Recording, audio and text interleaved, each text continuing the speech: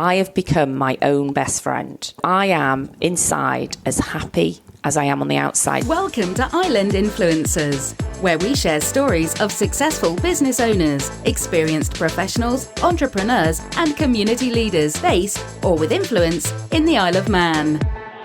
This podcast is brought to you by Thornton Chartered Financial Planners, because great financial planning has the power to change your life. Now here's your host, Sharon Sutton.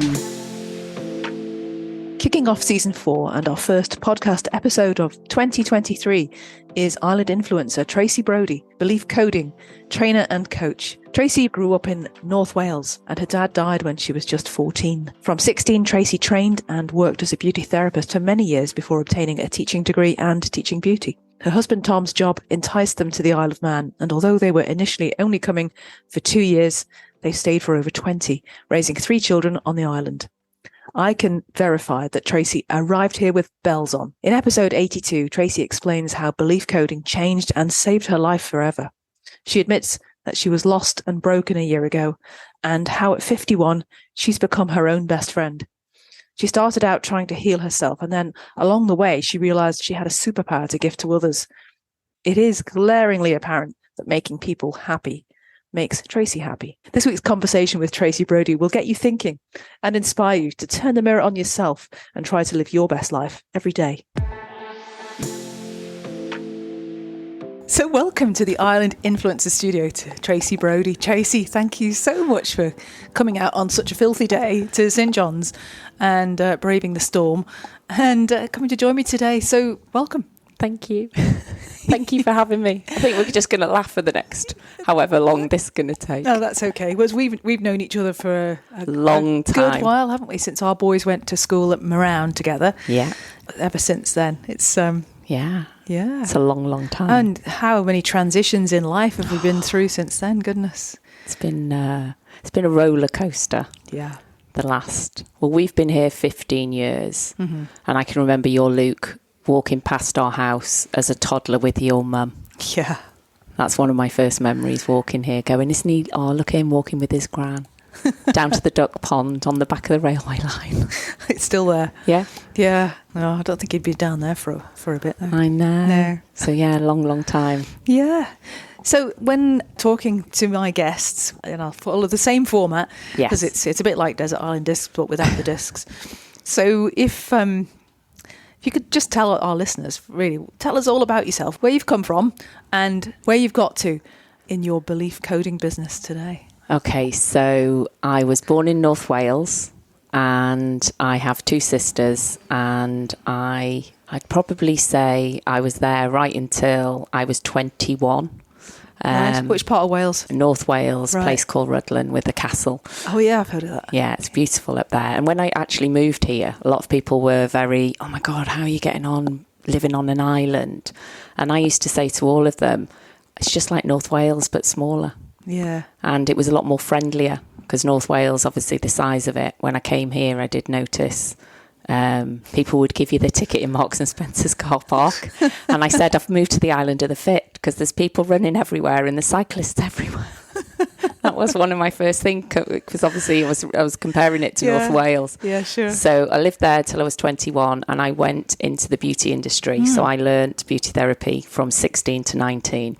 And then I moved to a place called Melton Mowbray, just outside Nottingham, and I lived there for about 3.5 years working at Ragdale Hall. Oh my word. So there was about 40 therapists all working, living together and playing together. So it was such a hoot. I bet it was. And saw the rich and famous, how they lived for 3.5 years. And I always say my claim to fame there was doing a beard pluck on Steven Tyler from Aerosmith. What's a beard pluck? Because he never shaved. You know, he's got such smooth skin. He never shaved, so he used to pluck his own beard. And he was, they were on a world tour and they were doing the Donington Rock Festival. So they came and his whole entourage came to Ragdale for the weekend. Yes. So, I worked there, did lots of people, had the amazing time, and then moved from Ragdale down to London and ran. What made you leave?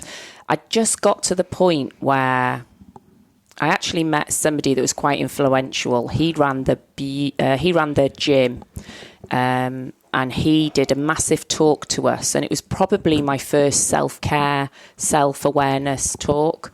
And he was writing a column for the GQ at the time, and he ran the gym and sports side of Ragdale Hall. And he did this talk and said, as I was driving, have you been to Ragdale Hall? Not yet. Okay, you're going. Everybody should go. Well, the driveway is beautiful, and you drive up with the trees either side. And he said, as he was driving down the driveway, he said he took a breath and thought, how lucky am I? And he said, the day I drive down that drive and don't have that feeling is the day I'm going to turn my car around and drive out. And I want you all to work here and have that same feeling. Gosh. And I remember being nearly 22, and I just went, wow. And I think that was the beginning of that. You've got to do what you love, and you've got to have passion in what you do. And so I went up the ladder there very quickly because I knew what I wanted, and I wanted to go into be assistant supervisor. You know how you get Yeah.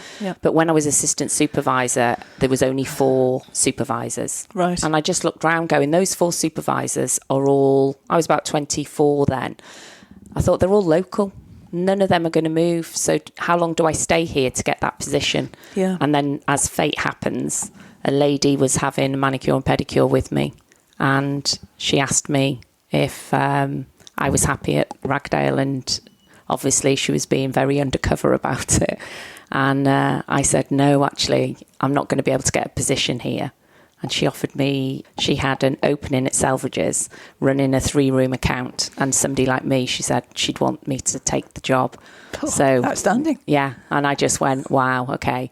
So I took that, and it was #1 account in Europe. At the time, we were taking something like 3 million a year in that one account. Gosh. It was crazy time. And I did that for 4 years. And then I was engaged to somebody else, not my husband, who went to franchise his dad's company in Dubai. And I went out there to live with him. And I felt very, just go with the flow. Yeah, so you'd actually jacked in there. Yeah. So I just said to my boss, you'd quit Selfridges to go to Dubai. And I just said, look, there's nothing wrong with my job, but, you know, I'm going to take this opportunity. So I went over to Dubai and lived there, and I only lasted 5 months. Had you been there before you moved out? Okay. Never. Typical 20, I was 28 when I moved out there. Not a thought in the world. See how it goes. And he franchised the company out there, and then we lived in a hotel for about 4 months. And well, not surprised you didn't feel happy there. And then I didn't feel sort of settled. I didn't like the idea of feeling second as a woman, and I think it made me feel very British. And it made me feel very girl powery. So obviously it wasn't right between me and him anyway. So I decided to just come home, and I went into teaching. I went back home to North Wales to my mum, went back to teaching, and then I just was going to do psychology, which is why it's ironic that I've ended up doing belief coding at 51, because I was 28 and I was at my mum's going down the route of beauty teaching. Yeah. And I knew it was going to take me 2 years to do my teaching degree. So I got to the point going, but what do I really want to do? And you know what came up? It was my dad had died when I was 14, and I wanted to go to Winston's Wish, which was a documentary I'd seen on the BBC. And it was they're everywhere now, which are charities set up to help children grieve their parents if they lose their parents. I see. So Winston's Wish was this BBC programme. So it'd obviously always been in my background. So I went to this, my sister drove me, went to, I think it was Gloucester. And yeah, we went down, the lady was beautiful.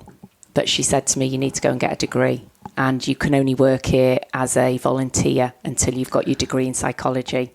So it was that, you've got money. Yeah. So I haven't got enough money to stay here in a place I don't know, to work for free, to do a degree. So I went home and carried on my teaching degree. Yeah. Went down that route. Yeah. And then obviously worked in North Wales and then worked in London, a beautiful place, a private college in London. So you qualified in Wales and went back to London? Yeah. Okay. And what were you teaching there? Beauty. Yeah. So I had a great time teaching. And do you know what? I found a lot of girls I taught in London all had burnouts from the city. So they were all high executives, living that life, working hard, playing hard, money, holidays, everything they ever wanted, and they just burned out. And then what they would do in their recovery was in their local, wherever they were. One of the ladies I'm thinking of, she lived in Tunbridge Wells, and the only way she got better was by going to a reflexologist and seeing the beauty therapy and listening to the beautiful music, smelling the oils, taking time out to relax. Yeah, first time in her life, she said. And then she just went, I'm just going to go and retrain. And she ended up on my course, and I was training her. She was beautiful. But there was loads of people like that. So again, I think I was looking into why do people burn out, and it was all. Was it just girls, women? Or? Yeah, because back then we only had one male student. Yeah. Whereas now you have loads of boys that want to do it. So yeah, there's probably loads of men at the time that were burning out, but they just weren't talking about it. And then I'd met Tom. And how did you meet? Well, Tom and I have known each other since we were 16. So he was in a different school to me back in North Wales. Okay. So his friends knew my friends. So I used to call him Tommy Flinging Around the Dance Floor Brodie, because he got anybody on that dance floor, and he still does. Yes. So he was this gorgeous, long, lanky boy who just had a smile that would, still now just crushes you. Hence I've got 3 children, Sharon. And so we knew each other, but we met in a pub when I'd come home from London. And it's like anything, isn't it? You start a long distance relationship, and then I fell pregnant on Jess. And then I was living in London, he was living in Wales, and he'd just set up his lottery business. So he couldn't move, and I was, so we tried this long distance. But obviously when I fell pregnant, he came down every weekend, bless him. And I obviously left my job on maternity leave with the real strong, independent woman saying, I'm going to go back to that job. I'll be back. Yeah. This baby's not going to change me. No. And so I left and I went to live in North Wales with Tom and kept my job open and asked for an extra time because they knew at the end of the day can I just have an extended no paid? And they did. And then I fell pregnant on James and I rang them saying, look, it was planned and everything, but I said to them, look, I've been really lucky. I've been able to have another baby, and obviously I'm not going to come back to London with 2 children. So they were lovely, still left my job open for me. Wow. I know, I was really lucky. Yeah. And then that word again, lucky. Yeah, that's why, honestly, I've had so much luck in my life. And then Tom obviously needed a license for gaming. So he was looking around. I think he came home one day and said, Trace, we're either going to Malta, Panama or the Isle of Man. And I said, with 2 nappies and 2 babies in nappies and bottle and feeding, that's all I was doing. I was like, we can go anywhere. And again, I didn't mind. I was like I was in Dubai, really flying free. Yeah. The world will lead me where I'm meant to be. So it was always there. And I never lived a constricted life. I was always quite independent and quite free. And then we moved here, which is about 15 years ago now. And, what gave it the Isle of Man? What was the pull? It was the gaming industry for him. It was the regulatory angle of it. Yeah. Mm. So and we were only going to come over for 2 years while we had our house renovated back home. So it was not even a thought. I didn't even think about coming here. And then he, like anything, you carry on, and we never went home. Like most people, we come for 2 years and we're going to be here for 20. So it was. I can honestly say, I'm always truthful these days. I can honestly say, coming to the Isle of Man, I was here with bells on, absolute bells on, and I just loved everything. Yes. And I think... Yeah, you're always the lady with a smile on her face. Yeah, and I tried everything and was all in. Didn't you run the school committee or something? Yeah, and I think making people happy makes me happy. And I don't know where that started, but I think I've always done it. And then it got to the point where I obviously had a third baby, Olivia. And it was after Olivia I just started, when you just know something's not right. And I'd been fine up till then. And then I just felt I was crying a lot. I was very heavy. I'd had postnatal depression with Jess in Wales. Right, okay. But I had a lovely health visitor who told me that, you don't need to go on antidepressants. You just need to talk. Every time I come round, talk to me because, it's just what's going on in your life. So I just did a lot of talking to her and not taking antidepressants. Then I had James and I didn't have postnatal depression with James. So it was a revelation to go, you've not got that heaviness. It's beautiful. And then I had Olivia again and I felt it straight away going, God, do you think it's, I don't know, I'm not medical. Is it the hormones to do with it? I had two girls and the boy, it's not, I don't know to this day. No. But it came back with Olivia. Could be just coincidence. And it came back with a vengeance. Yeah. And I think that was my probably mental health story from 2009, because it was up and down, up and down, up and down, and I tried everything. And when they say God loves a trier, I've tried therapy, I've tried antidepressants, I've tried yoga, I've tried journaling, I've tried everything you've ever read about to make yourself better. And I was on this loop. So I went 2 years and then I weaned myself off the tablets, weaned myself off the therapist, and then I'd have 2 years and then it'd come back. Because we ran into each other, didn't we, in Orlando? Yeah. And you were on this, I'm not doing sugar. I've given up sugar. But after Disney. Yeah. I think, which is fair enough. Yeah, but it is. And everything I tried was always... All I can say is I related it to, I've had children and I feel different, which is what a lot of women, especially when you're trying to juggle like you're trying to juggle your work, your career and be a mum. And what is that balance? Everybody thinks they're getting it wrong. Everybody thinks that somebody's been given the book of life. So you do get to that point where I was looking around going, did I just miss this book of life? Because inside I am trying so hard, but outside... I haven't got it together because I felt like I was living falsely. Oh, we all felt like that.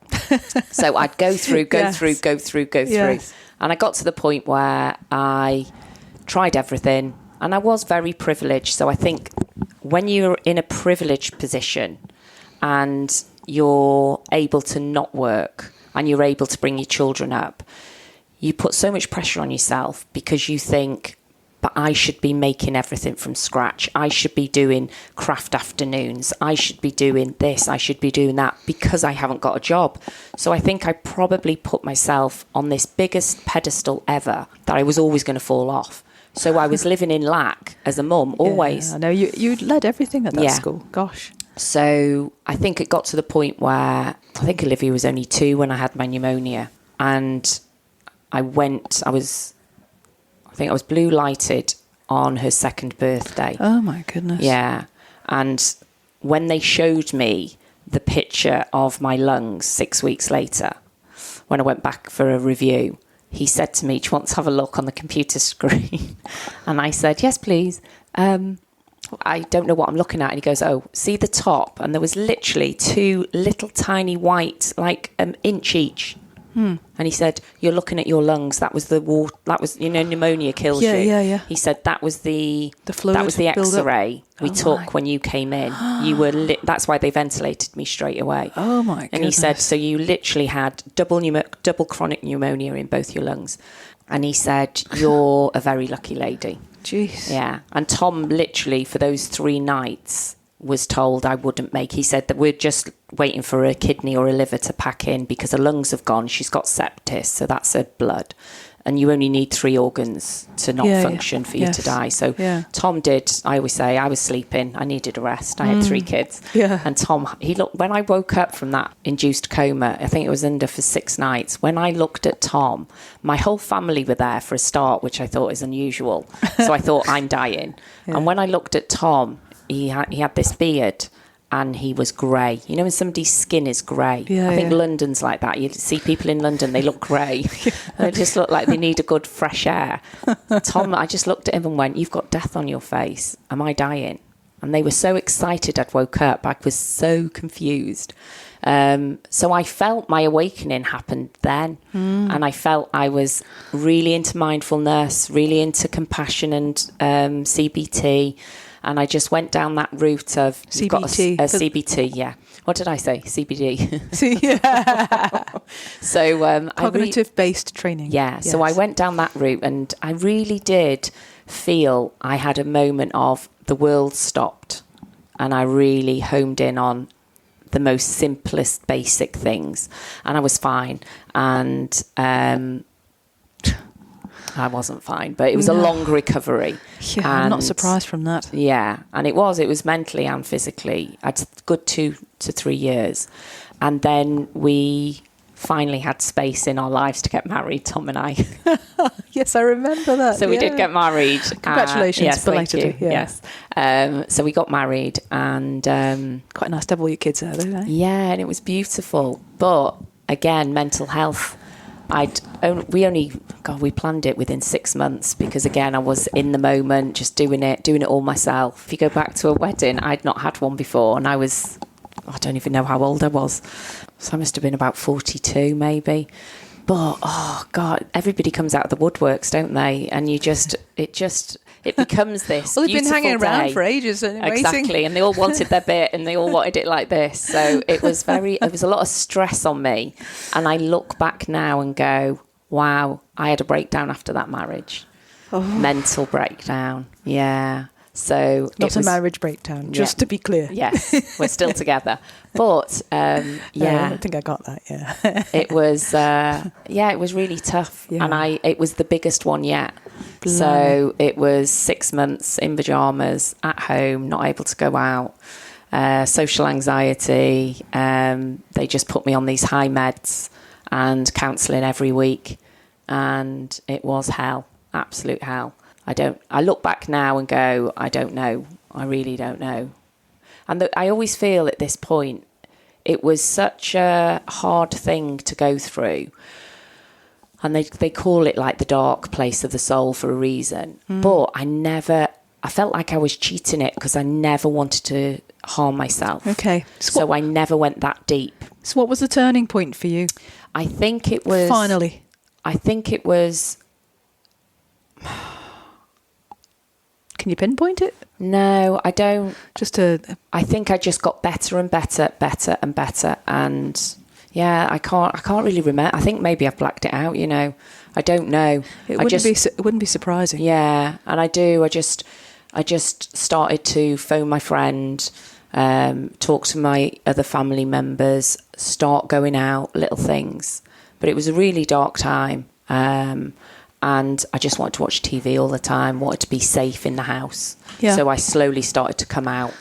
And did you take any further steps towards this bereavement counselling for children that you spoke about before? I just talked part of it. No, I talked to this lady every week, constantly.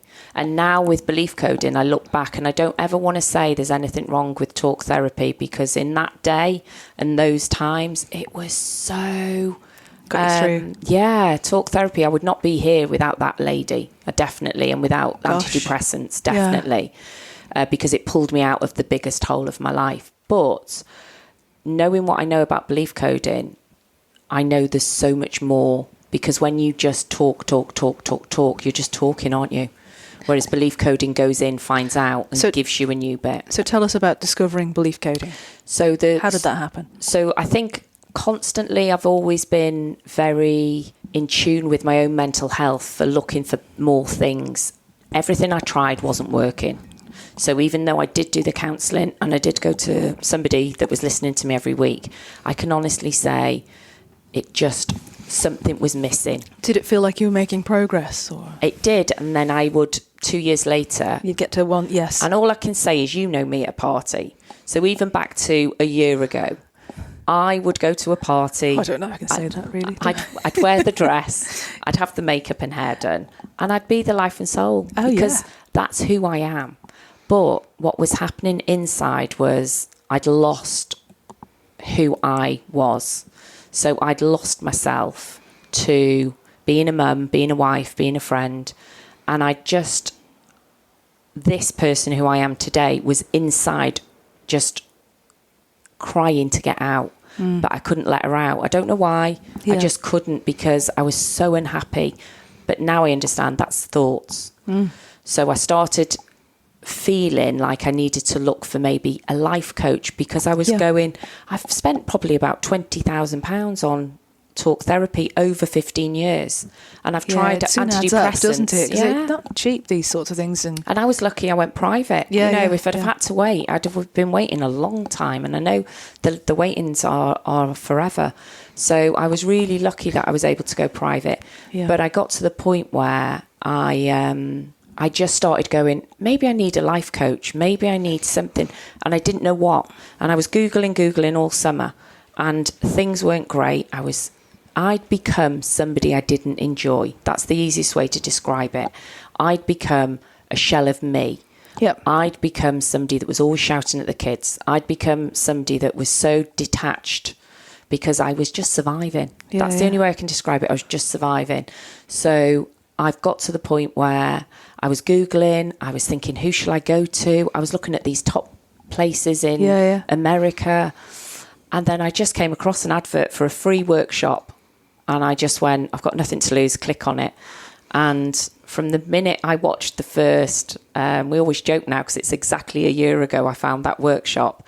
And from the minute I clicked on that workshop, I just was hooked. This girl had the energy that I have, but all the time, not just when she goes to parties or puts the face on for everyone else. And I started going down this journey of belief coding. And I knew that if I signed up, I just knew, like a sixth sense, it was going to change my life forever, better than anything I've ever done.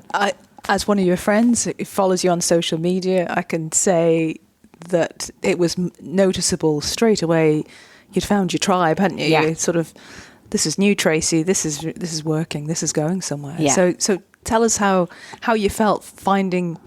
Well, it's my word, but I think you've used the word tribe before. I've probably got it from you. Yeah, definitely. Yeah. And I say to anyone, everybody said a year on, from that moment clicking to now, I have become my own best friend. So I am inside as happy as I am on the outside. So where you would get me at the party, I would get in the taxi and feel really low because I'm exhausted. And then the next day, I wouldn't be happy in my life. It must be exhausting pretending to be somebody else. Absolutely, yes. And I knew I didn't want to give it up because I knew it was me. And now all I can say is I'm as happy inside as I am outside. So I've got rid of all my limiting beliefs that are holding me back. They've just come off me like layers of onions. And I'm sat here today going, I am no happier being here than I am in the car, than I am at home, when I'm on my own, when I go to a party. There's no difference now. I am literally living proof of you can be present, you can get rid of anything that you have a phobia about, a fear about, or just anything you go, oh, I put up with that because I think it's just me. And what did you learn about beliefs? I believed that beliefs are formed when something happens to you.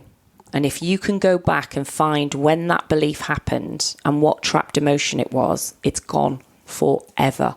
Have you got an example of that you'd be happy to share? Yeah, so when very early on, I was sceptical, like we all are when we try something new. So I was going, okay, so I'm scared of flying. I've just put up with that my whole life. And I've always said, I'm not like some of those people that just don't go on holiday. I go on holiday. I might have to have a gin and tonic to get me on the plane. Or I'm a bit rowy the night before packing. I'm a bit of a nightmare in the airport.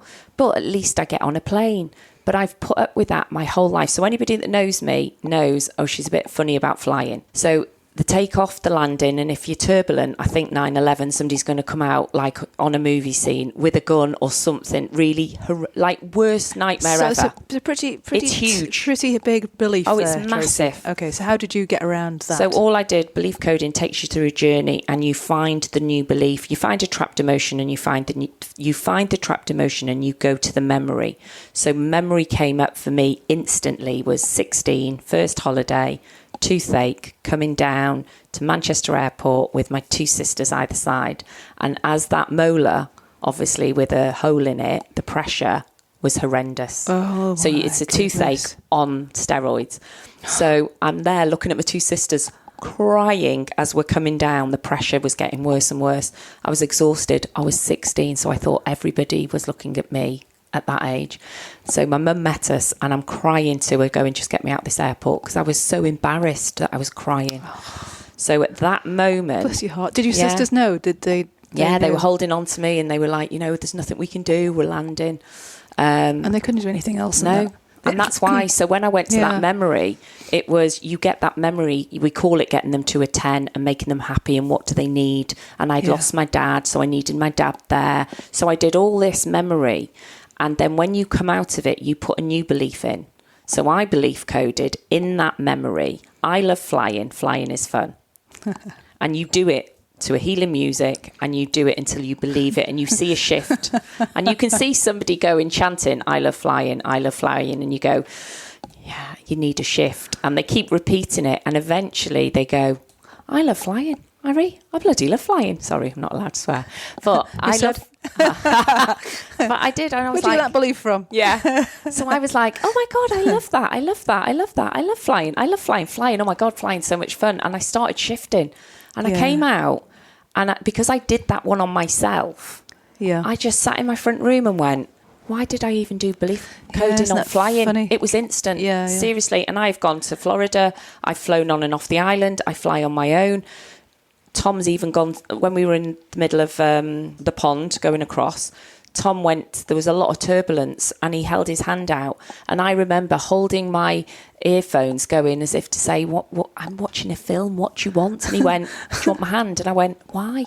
And I carried on. You got gin and tonic to put in it, please. And he literally said, Tracey, I've known you for nearly 20 years. I've held your hand every step of the way on a flight. And now you're going, you're interrupting my film, because it's gone, and it's completely gone. So isn't that great? Yeah, belief coding literally will take any emotional charge out of anything. So now if the kids, teenagers, I will feel myself rise like any mother does. It won't be what they've just said. I will literally go in the toilet. I will sit like this. I'm showing you with, it's called a whole brain integration, because it's half science, half spiritual belief coding. Right. So it uses both sides of the brain.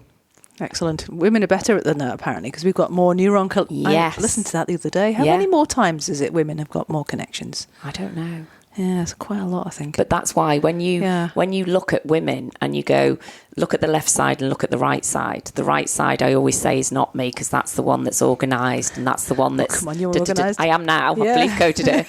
But before, I was always creative. I was in daydreams. I was, whereas now I use both of them, and that's what belief coding's done. So awesome. It's honestly, I can't even, you can tell, I could talk about it forever. Can we just scrap the first hour and just start again? Let's just talk about belief coding. Well, no, to me, it sounds a bit like a superpower. Yeah.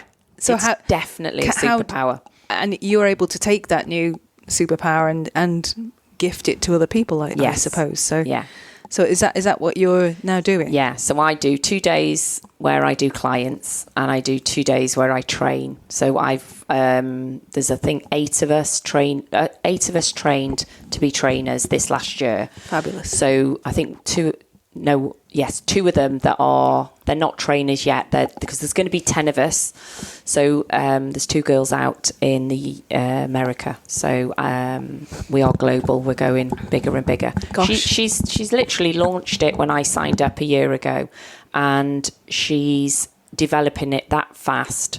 We've got 10% of medical people on board now. So once you get more of the medical people on board that are saying, I am used to people coming back for repeat prescriptions, there's a lot of belief in what is wrong with them. Don't get me wrong, there has to be, I'm not going down a rabbit warren of the medical has to be there. But a lot of the times, repeat prescriptions or somebody that goes to a physio for constant pain, a lot of it is a belief system.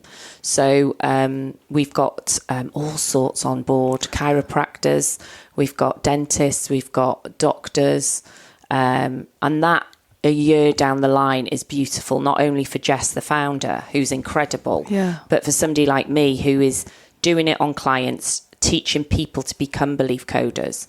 And I'm just seeing every day of my life, people changing in front of my eyes, honest to God. How cool is that? It is the brilliant. most beautifulest experience. And I truly believe everything I have been leading up to this point a year ago.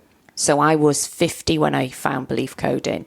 And I can honestly say that belief coding changed and saved my life forever.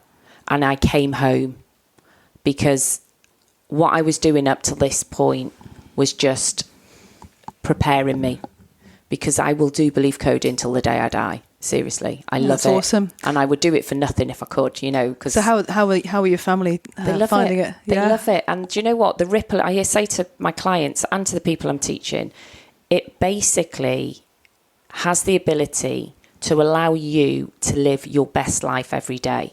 Because if you're not, there's a reason why you're not. And if that's fear of judgment, if that's imposter syndrome, if that's confidence, we can pinpoint what it is and knock it down. Go and find out where it came from. Give you a brand new belief going, I am worthy, I stand in my power. I am, you know, the beliefs we give. I should have spoken to you before I went to Florida, so I could have gotten on the big roller coasters after all. Did you not go on them? I went on some of them. Oh, did you go on the Velociraptor? No. Yeah.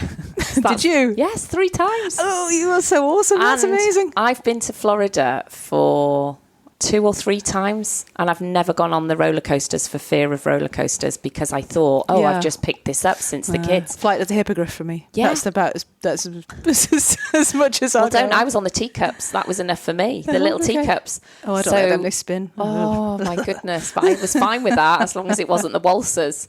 But when I belief coded myself, and I went on every one, and I was like, there's not even a stomach going. Absolutely amazing. Fantastic. So Tracey, okay, so I'm going to ask you one of my questions now. So if you don't mind me asking, and because I have a day job too, what's your earliest memory of money?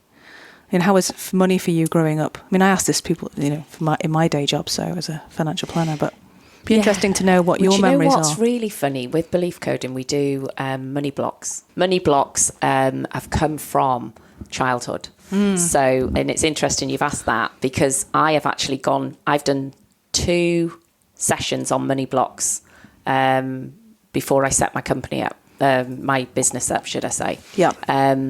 Because my memory was my mum saying to me, oh, look at the neighbours buying a big caravan.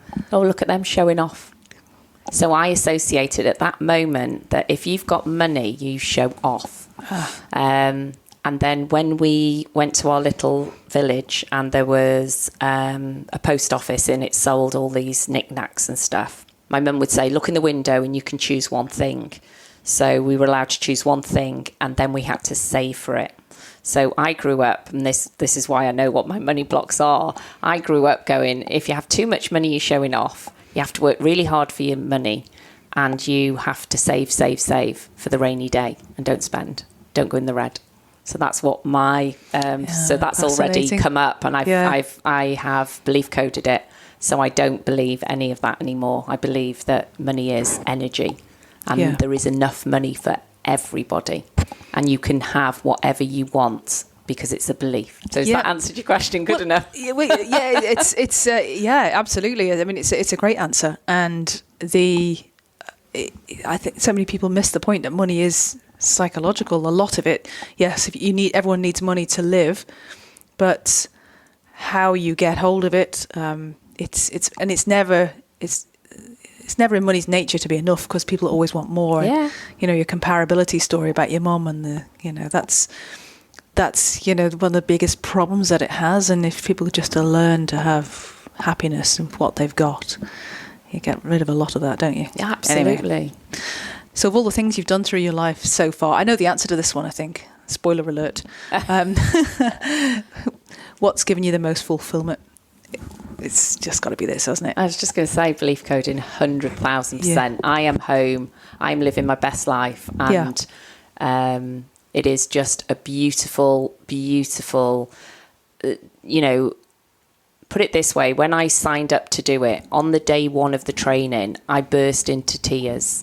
And the woman who runs it said, don't worry, we'll get somebody offline to do your belief coding session.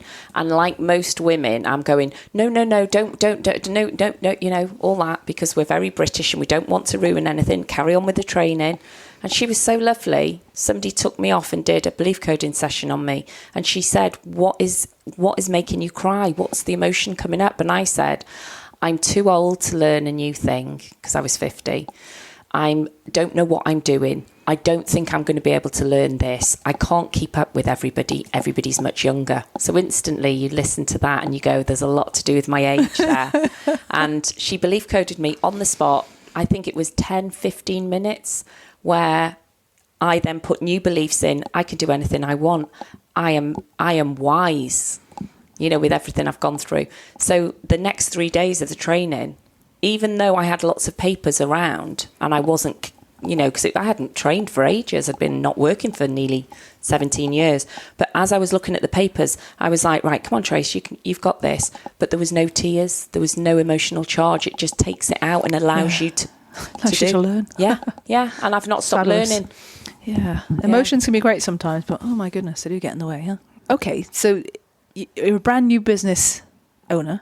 What would be your number one tip for anybody else thinking that they want to go down this journey? Do you know, I would say,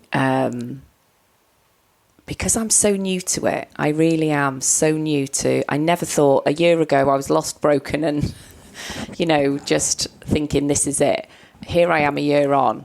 I would just say, always stay true to who you are. Never give up.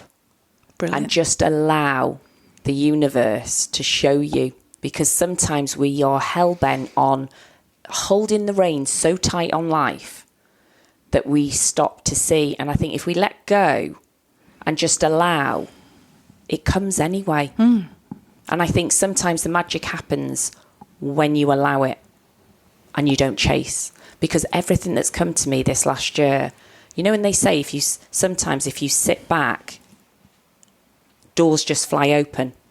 So I feel with belief coding, what it's done is it's brought my intention and my purpose have gone zoom. So I know I'm here to serve, and I know I'm here to help people through their limiting beliefs. So because I'm doing what I'm meant to do, everything is just organically happening for me. Fantastic. I'm not chasing anything. That's great. So I think just trust in yourself. And if you've got a little dream, I never thought I would have started a business at 51, ever. And I have, and I love it. Yeah, that's wonderful. Yeah. It's such a great story. Yeah. So what do you think are best things about living in the Isle of Man? Do you know, and if I don't want to lie, I think I've had a roller coaster. I think a lot of people, when we're come-overs, I think we, like I said, when I first arrived, I was full of it. I was everywhere. And then I went through that lull. Yeah. And I felt trapped. And I felt, oh, God, boats were cancelled, flights were cancelled, whatever it was. It was just like, oh, God, I just want to drive to my friends for a coffee. And I don't want to have to plan everything around that. So I felt a period where, because of my mental health, I dipped. But then all of a sudden you get over that and you come out the other side even bigger, brighter and better. And when I drive, because I go on the boat now and I drive a lot, probably off every month, when I come back, there is such a beautiful feeling of, yes, everybody can moan about it being still and slow, but when you've done the busy and you come back, there is such a magical feeling on the island that it's safe and it's real. Oh, that's lovely. And it is a beautiful, beautiful place. And I think for me, I thought in my head, when are we leaving? When are we leaving? Are we going to leave? Are we going to leave? Because I always arrived with we'll only stay for 2 years. And I think now, because of this whole, just let go, Tracey, you're here because you're meant to be here. And that has changed my outlook on the island, that I love when I see people, giving the tickets. I'm back to that, Marks and Spencer's let you go. Yeah. Everybody's kind. So many times I will say, you just wouldn't get that.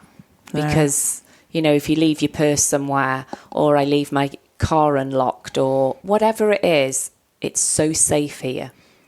It's a beautiful place. But routinely, just to be clear, you don't leave your car unlocked? No, never. I have locked it outside actually today. Thank you very much.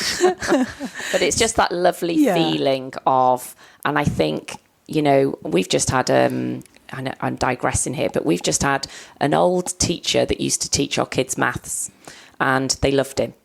And he said, I'm leaving to go back across. So he's been gone a year. Now, my kids have never yet found anybody that they want.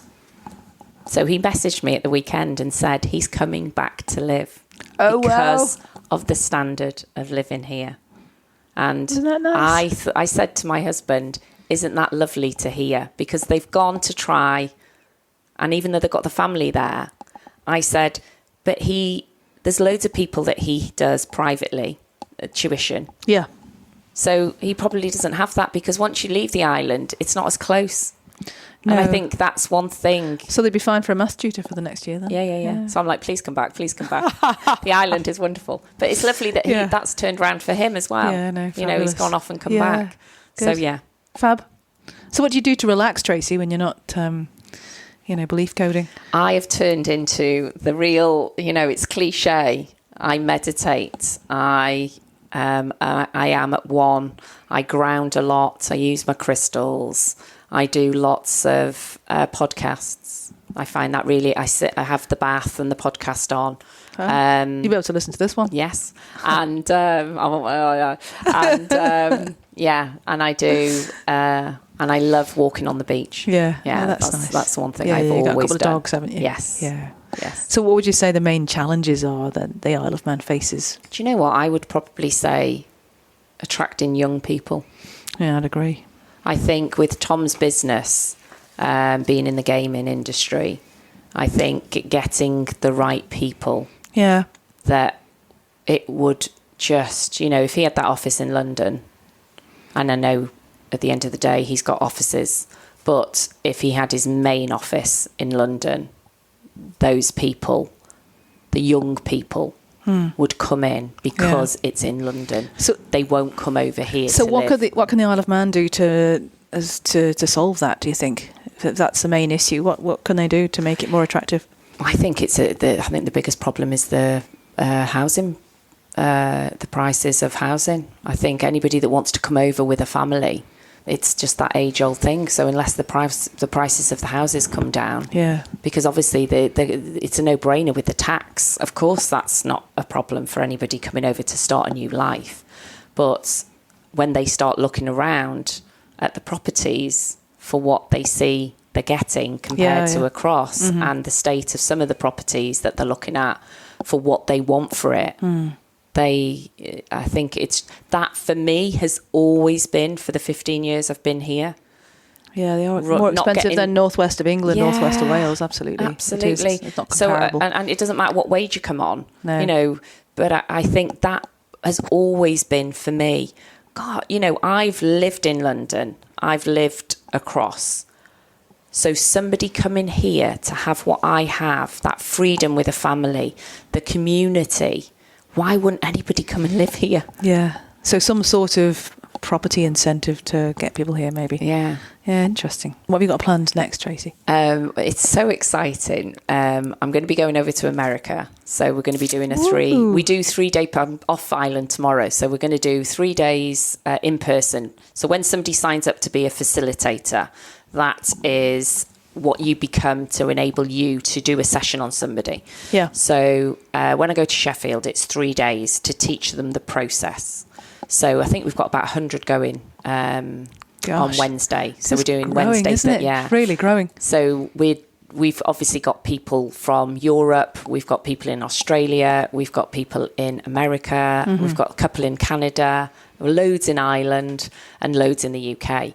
So we are going to be going out hopefully at the end of February, beginning of March. Okay. So I'll be going to California. It is in California, but I can't remember the place now. Somewhere there. Big place. A beautiful place. All I know is I'm going to fly into LAX eventually. Awesome. I've never done that, so I'm really excited. So I've got that. But yeah, so I've got, so I'm going over there to teach people how to become facilitators in a 3-day event, which is amazing. And then I've got 2 in January. I've got my own course I'm delivering, How to Become Your Own Best Friend, which I've developed over the last sort of 4 to 6 months, because everybody's seen such a massive change in me that they're like, you know, and yes, belief coding, I have belief coded so much, hundreds of sessions I've had on myself. So I've got rid of all my limiting beliefs, which is why I'm so free and able to talk like I'm talking today. But in between, it's all the masterclasses, all the retreats I've been on. So I've developed this 6-week course, How to Become Your Own Best Friend. So you'll get a full session off me on your main discomfort. And then you have 6-week Zooms. So Monday night at 7:00, an hour and a half Zoom with me every week for the 6 weeks to enable you to become your own best friend. So you're going to look in the mirror and you're going to become your own best friend looking at yourself. You're going to see money and it's going to become your own best friend. You're going to look at judgment and people's energies and become best friends with your tribe. So it's everything I've done, and I'm testing it. They call it beta testing. In January. Exciting. Yeah. So I've done it at a reduced cost just because then I can tweak it because it's the first time. And then I'm also launching my Come and Train with Me. So it's basically the belief coding course that I run now, but you'll be able to specifically come and, because what happens is if anybody went to sign up to be belief coder, there is 10 of us. Right. So it's on a computer system who they get.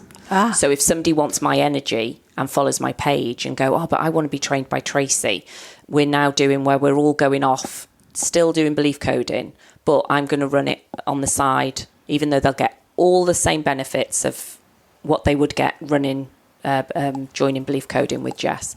So I've got 2 things going, which is really exciting. Gosh. So it's going to be a busy year next year, and I've wonderful. And like you say, I've just let go of everything, and I'm like, what will be will be. Whoever comes on my course will come on my course. Yeah. And it's just a beautiful place to, when you've suffered with depression and anxiety, I think what belief coding has done has allowed me to live my life freely, because when depression is always heavy, anxiety is always worrying what's to come.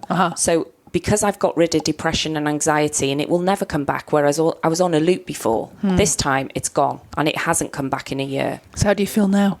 So now I'm just completely chilled, completely in the moment, completely even putting courses out. Doesn't matter if I get one person. So you said one person. You said you used to feel heavy.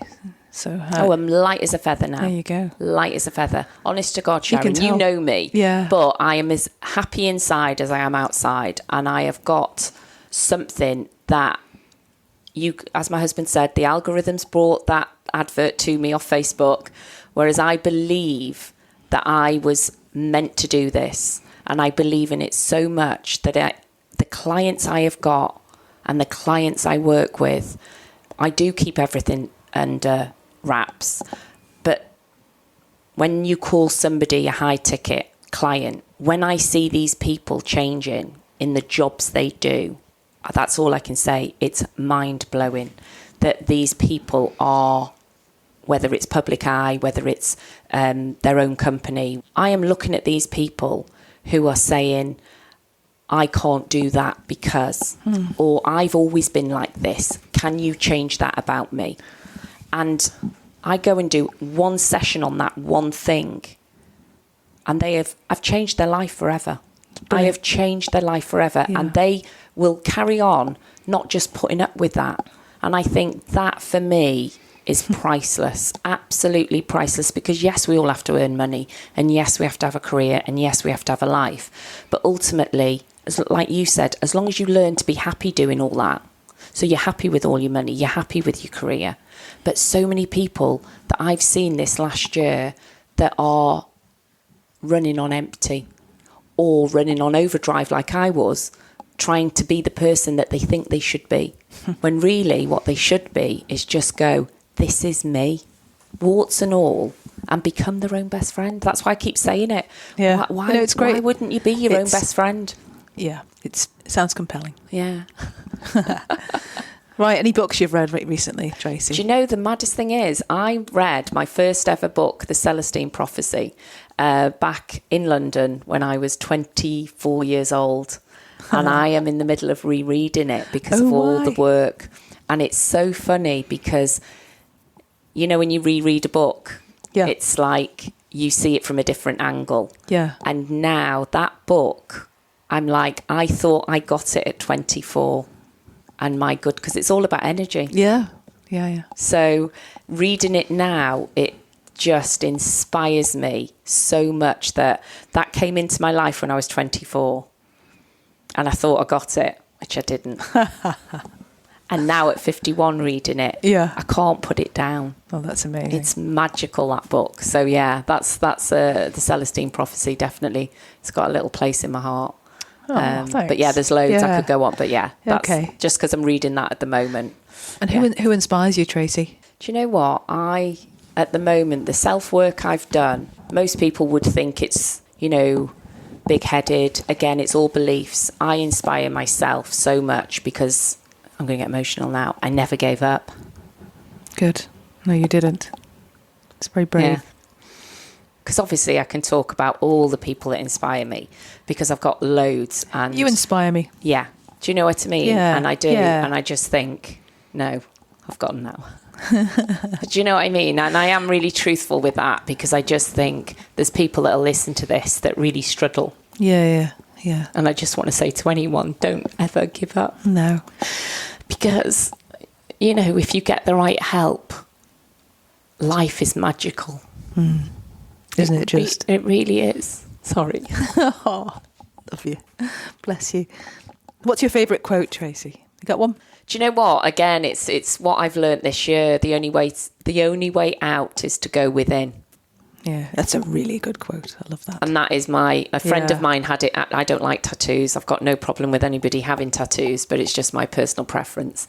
And one of my friends had it on her spine. Wow. And it's just written up the spine saying the only way out is in. And I thought, wow, it just stood with me. Because there's so many, and you know me, on my page I do lots of quotes, but I think by turning that mirror on yourself and really looking at everything you've been through, everything you are, the good and the bad, and stop blaming everyone else and go, how can I change? Yeah. I think that is if we all, because everybody looks outwards. I know they do. Well, it's how we're taught, isn't it? Yeah. And I think if we get taught to just turn that mirror on ourselves and go, right, because at the end of the day, I still have 3 teenagers. I have still 3 teenagers who are beautiful individuals who I absolutely adore. But I can remember when I was lost and broken a year ago, I could not even listen to one more thing they said or one more eye roll. Teenagers. But now I see them all and I love them more than I've ever loved them. But I've changed because I've changed how I react, going, what is this teaching me? So what am I not getting? Fabulous. And I think if you can do that and go inside, my house, I might have been broken a year ago, but my house is the same. And the ripple effect, when you asked me before, what do the kids and Tom think? The ripple effect from me becoming this person who I'm always meant to be. I've come home to how I was meant to be.